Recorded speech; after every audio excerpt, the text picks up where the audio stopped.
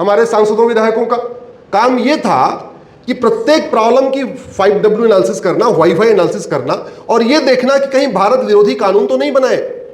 और यह common sense की बात है। अंग्रेज भारत को लूटने आए थे या भारत को मजबूत करने? जोर से बोलिए। तो सारा नियम कानून उनका किस क्या होगा? लूटने वाला ही होगा। यह तो कॉमन सेंस की बात है। उदाहरण के लिए 1857 में मंगल पांडे जी ने क्रांति किया। मंगल पांडे का विद्रोह सबको पता है ना? हाँ।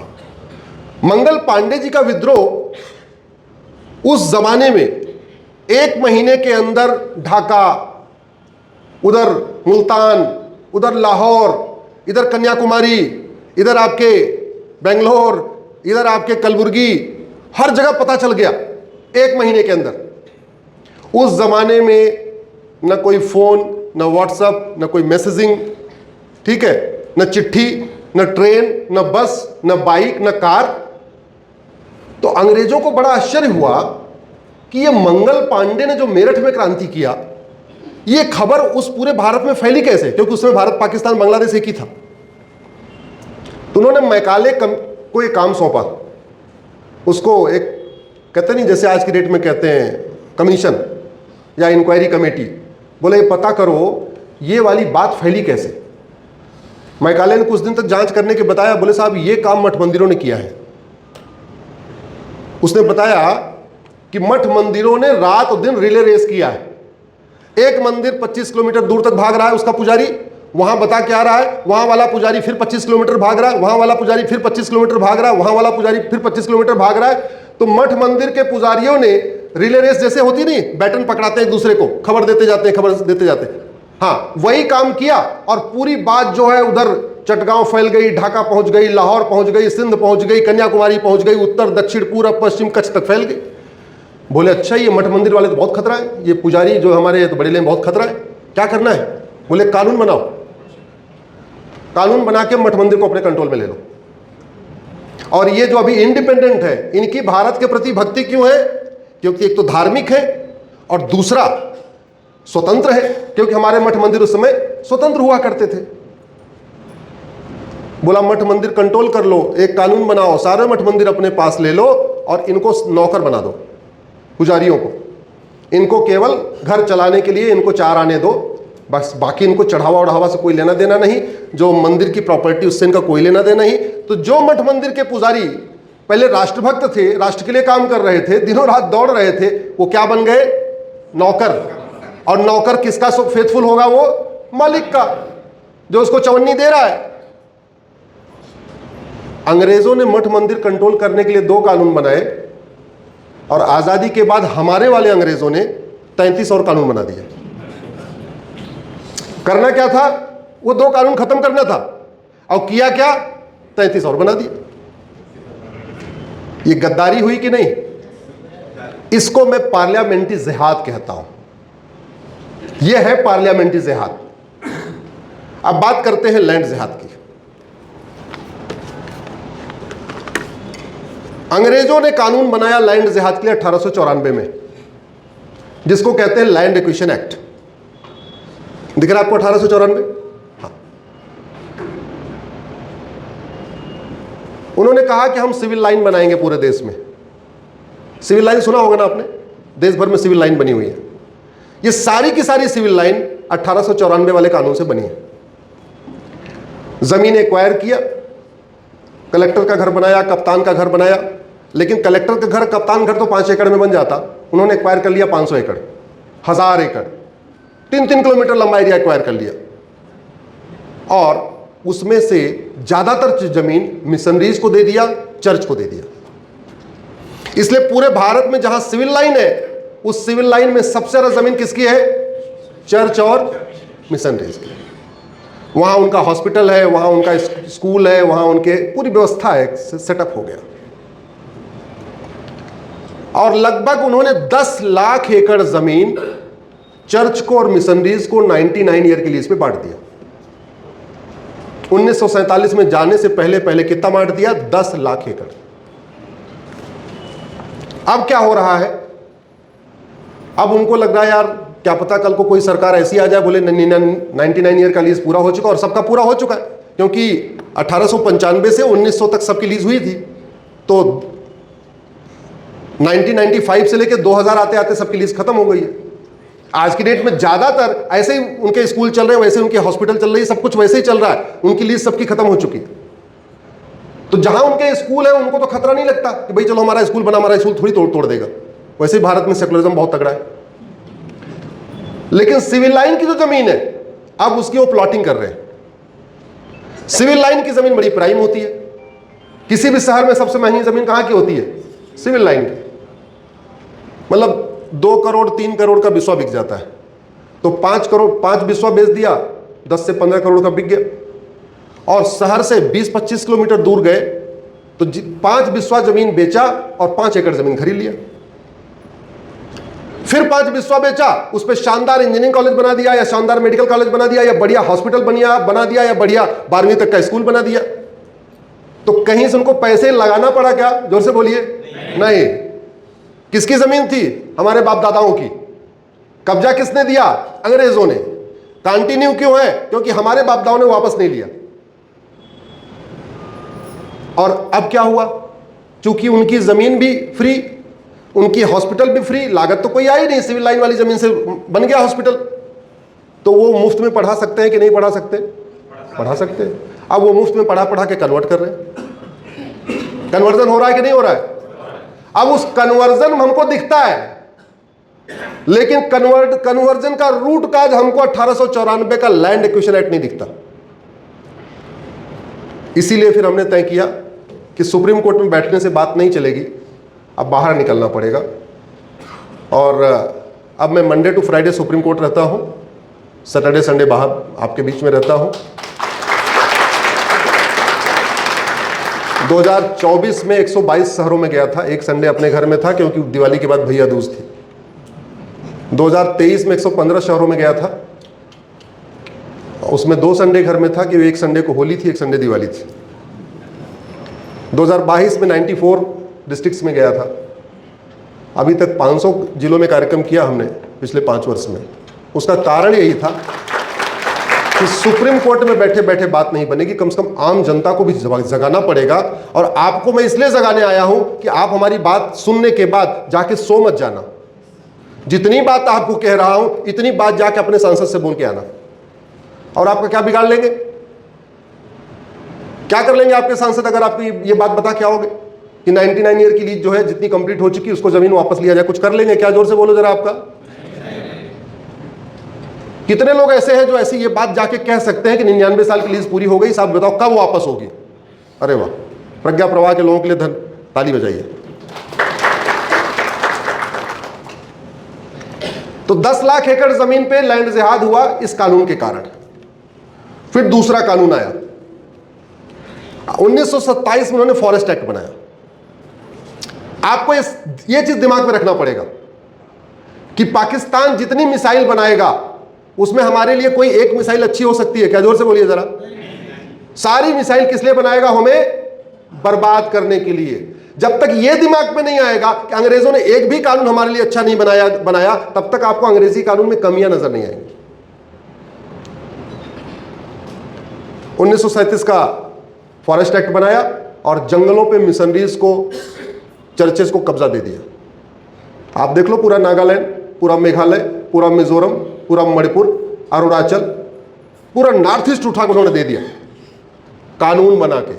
तो मुगल क्या कर रहे थे? तलवार के दम पे जमीन पे कब्जा कर रहे थे, रजाकारों के माध्यम से, नवाबों के माध्यम से, जागीरदारों के माध्यम से, अपने तीमारदारों के माध्यम से। और अंग्रेज क्या कर रहे थे?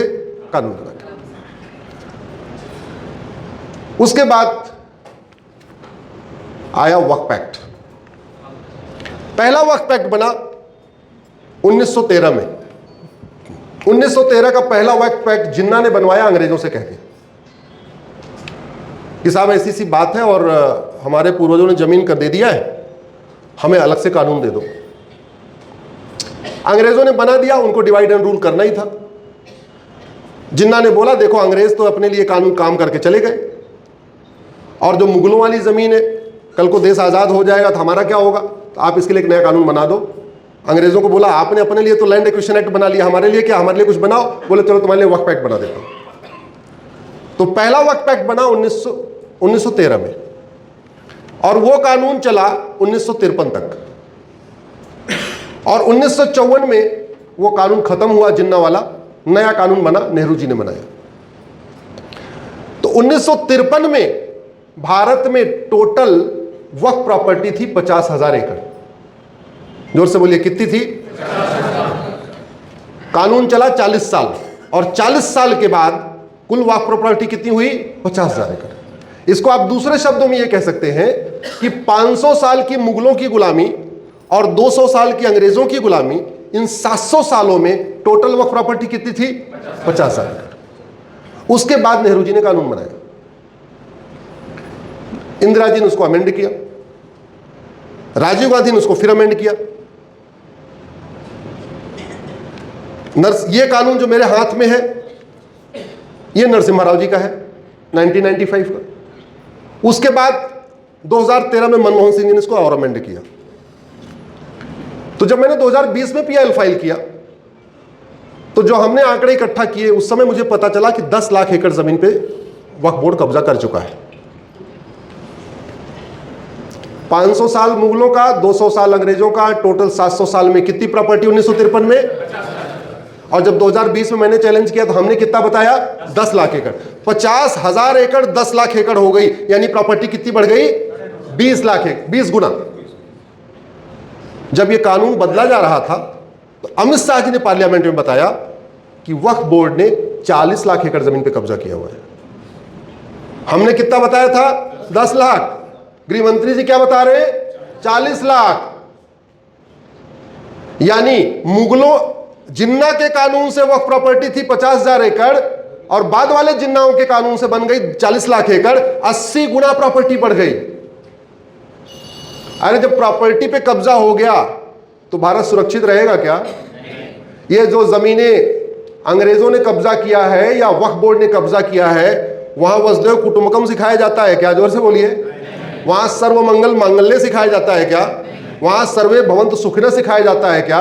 वहां सबका साथ सबका विकास सिखाया जाता है क्या? वहां जननी जन्म भूमिष्य सिखाया जाता है क्या?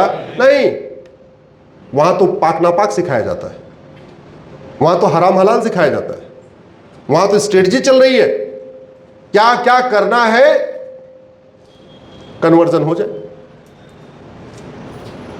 ये देश के साथ गद्दारी हुई कि नहीं? ये पार्लियामेंट्री जिहाद हुआ कि नहीं? अनपढ़ तो नहीं थे, अनाड़ी तो नहीं थे, समझदार लोग थे, और जमीन बढ़ती जा रही है, बढ़ती जा रही है, और उस पर कोई चिंता नहीं।